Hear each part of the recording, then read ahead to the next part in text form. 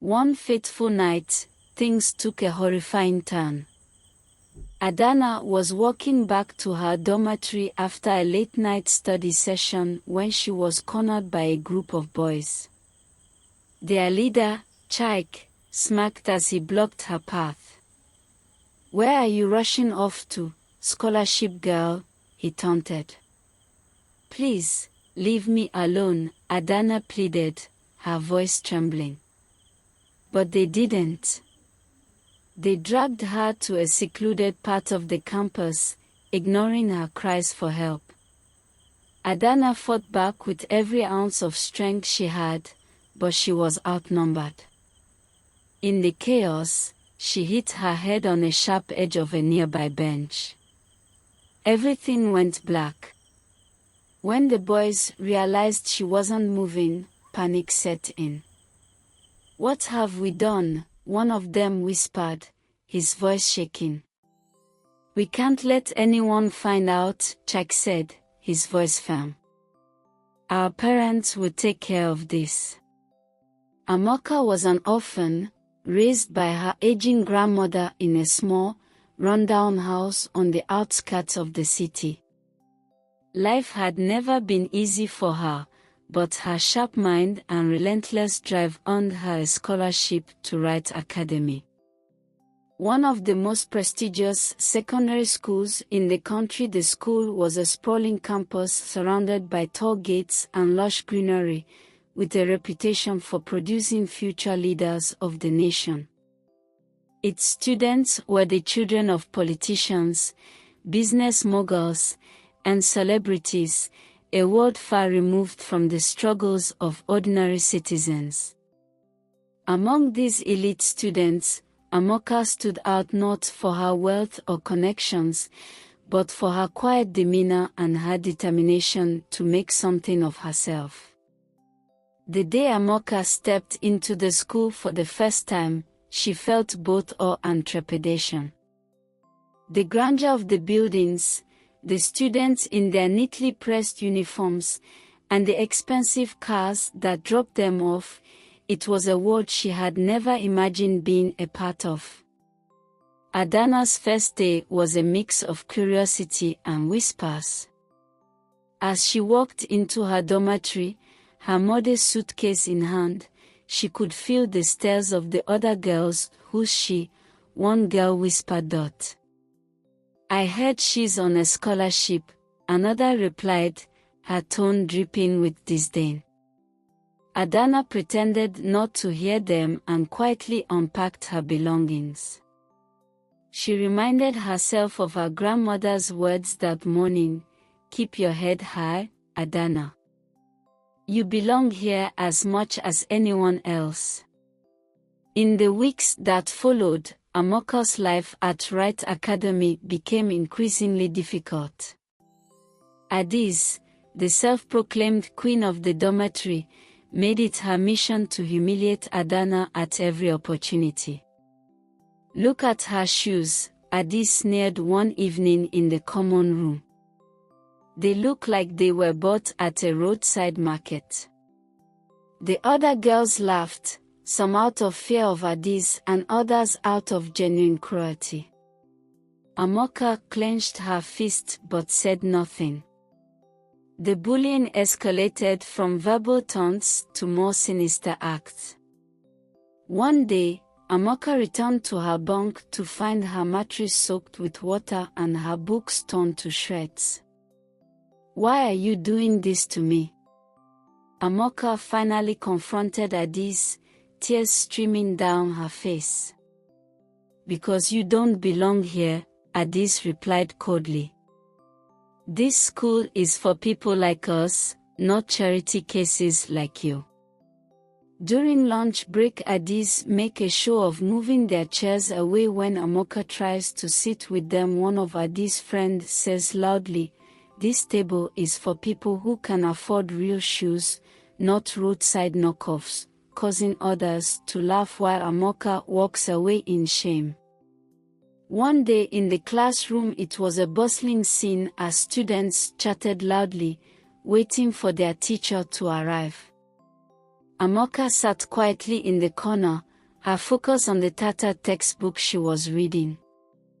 Her frayed school uniform and simple sandals made her stand out in a classroom full of students dressed in designer shoes and custom backpacks. Across the room, Adis and her 4 friends, the self-proclaimed elite of the class, exchanged sly glances.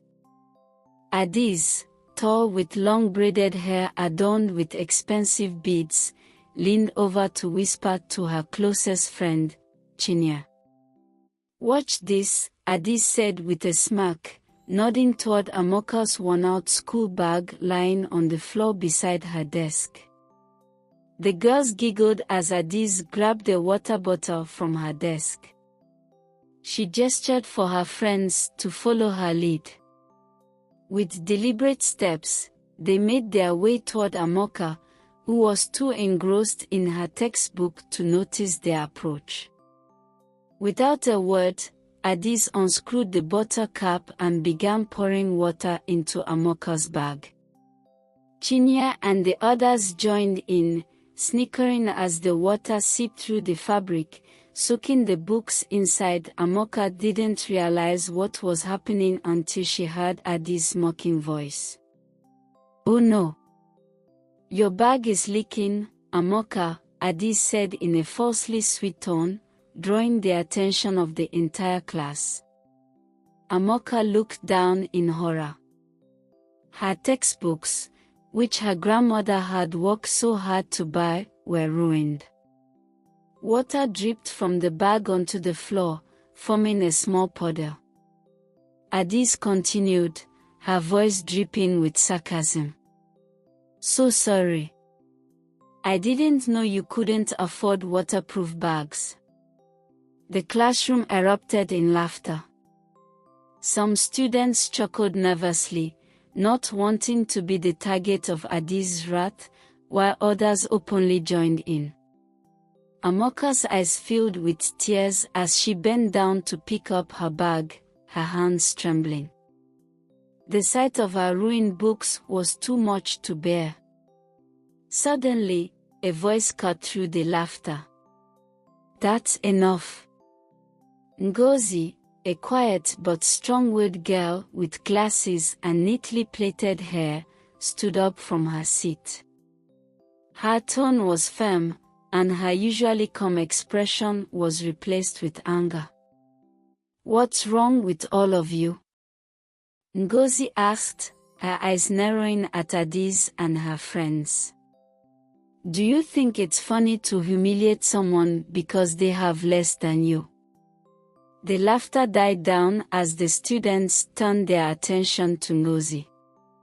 Adis raised an eyebrow, clearly unbothered. "Oh, look who's decided to play hero," Adis said, crossing her arms. "Why don't you mind your own business, Ngozi?" "This is my business," Ngozi shot back, stepping closer to Amaka. "You've crossed the line, Adis. Ruining her things and mocking her for no reason. That's cruel, and you know it." Adis' friends exchanged uncomfortable glances. They were used to being admired, not confronted. Ngozi knelt beside Amaka and gently touched her shoulder. "Don't listen to them, Amaka. They don't define your worth." Amaka looked up, her tears spilling over. "Thank you, Ngozi," she whispered, her voice shaky.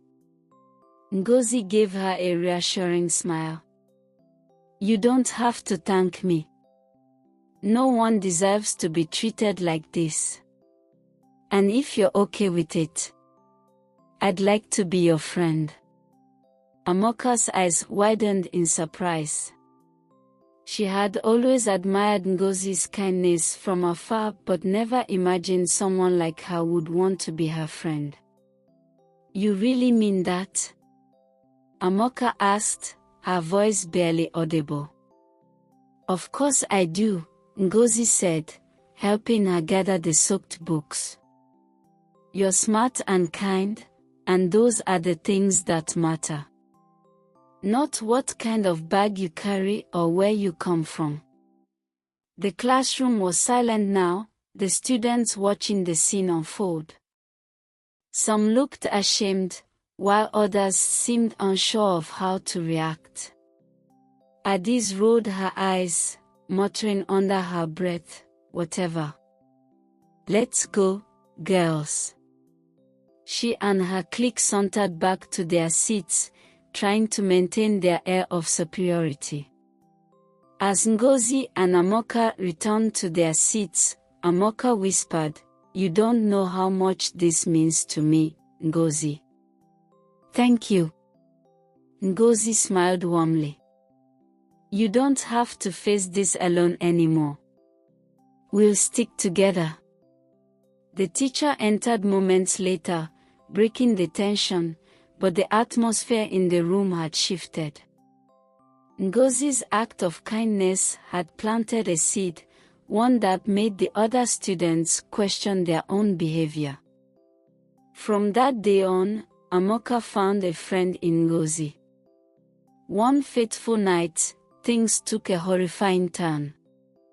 Adana was walking back to her dormitory after a late-night study session when she was cornered by a group of boys. Their leader, Chaik, smirked as he blocked her path. "Where are you rushing off to, scholarship girl?" he taunted. "Please, leave me alone," Adana pleaded, her voice trembling. But they didn't. They dragged her to a secluded part of the campus, ignoring her cries for help. Adana fought back with every ounce of strength she had, but she was outnumbered. In the chaos, she hit her head on a sharp edge of a nearby bench. Everything went black. When the boys realized she wasn't moving, panic set in. "What have we done?" one of them whispered, his voice shaking. "We can't let anyone find out," Chuck said, his voice firm. "Our parents will take care of this." The school administration was quickly involved, and the story was spun into a tragic accident. The influential families of the boys and Adi's clique ensured that the truth was buried. The doctor who examined Amaka's body was bribed to falsify the autopsy report, and the school issued a statement claiming she had died from a medical condition. Adana's grandmother was devastated. She wept day and night, her cries echoing through their small home. "Amaka, my child," she sobbed one night. "If there's any way you can hear me, fight for yourself. Don't let them silence you." One night Adis and her clique had just returned to their hostel after an evening of laughter and gossip. Their shared dorm room, filled with designer bedding and expensive trinkets, felt oddly chilly. Adis, ever the leader, dismissed the cold as a faulty air conditioner and went to bed. At precisely midnight, a faint dripping sound echoed through the room. Chinya woke first, her eyes darting to the corner. There, in the dim light, stood a figure, a girl with short, neat braids, her uniform soaked as if she had been caught in a storm. Water dripped from her hands, forming a puddle on the floor. Chinya screamed, waking the others. Adis bolted upright, her heart racing.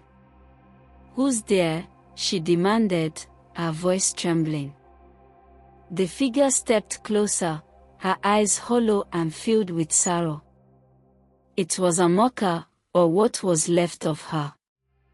Her voice was a whisper, barely audible but chilling. "You ruined everything. Now it's your turn." The girls shrieked as the lights flickered and the room filled with the sound of tearing paper and splashing water.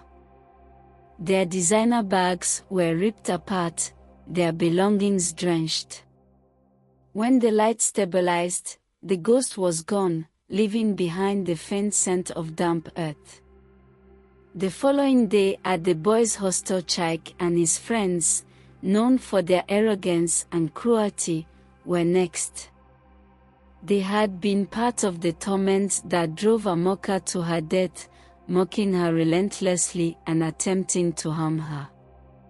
One night, as they played cards in their dorm, the door creaked open.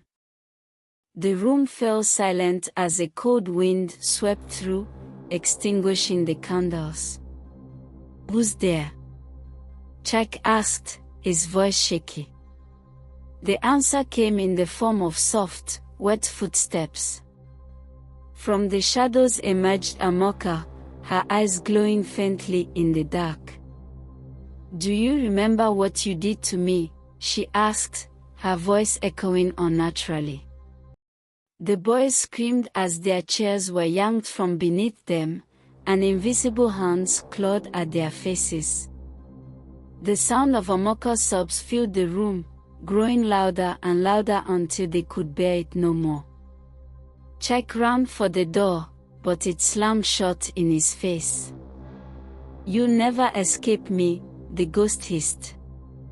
In the morning, students reported seeing Amaka's reflection in mirrors, her shadow moving across empty hallways. Books fell from shelves, and blood stains appeared on walls without explanation. The haunting wasn't confined to Adiz, her friends, or Chaik. The entire school felt Amaka's wrath. In the dining hall, plates would crash to the floor without warning. At night, the sound of a girl crying echoed through the corridors, chilling everyone to the bone.